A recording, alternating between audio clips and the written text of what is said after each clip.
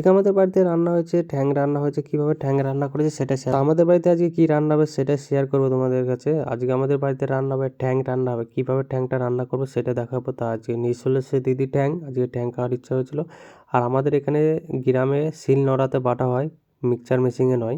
শিলনোড়াতে বেটে এখনও খেতে হয়, মানে আধুনিক যুগে এখন আছে, ঠিক আছে।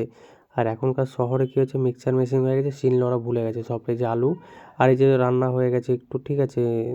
মানে রাতে খেতে পারিনি আমি, তা দিনে খাচ্ছি সকালে উঠে। সকালে উঠে এটা হচ্ছে কাকপতো শাক, ওটা বেগুন ভাজা, ওটা কচু শাকের করেছে। আর এটা হচ্ছে বেগুন সুন্দরী, মানে খুব সুন্দর। মানে সকালে এরকম খাবার খেতে খুব ভালো লাগে। আমাদের এদিকে বলে এটা বেতো শাক, এক এক দিকে এক এক রকম বলে, তাই এখন বেতো শাক দিয়ে খাচ্ছি। খেতে খুবই টেস্ট হয়েছিল। শাকটাকে অসাধারণ, কি বলবো, জমিতে তো খুব সুন্দর লাগে খেতে। আর এরকম কারা খেতে ভালোবাসো কাকপতো শাক বা বেতো শাক। তারপর নিয়ে পড়েছি একটু কচু শাক দিয়ে। কচু শাকটা কেমন হয়েছে একটু খেয়ে বলবো। কচু শাকটা খুব সুন্দর হয়েছে, খাওয়াটা একদম মানে অসাধারণ লেগেছে, ভালো।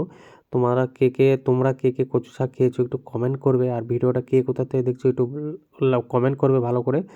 আর ভিডিওটা ভালো লাগলে লাইক শেয়ার কমেন্ট করে দিও। তারপরে সকালে যে মাংসটা রান্না করেছিল রাতে, সেই মাংসটা নিয়ে খাচ্ছে ঠ্যাংটা।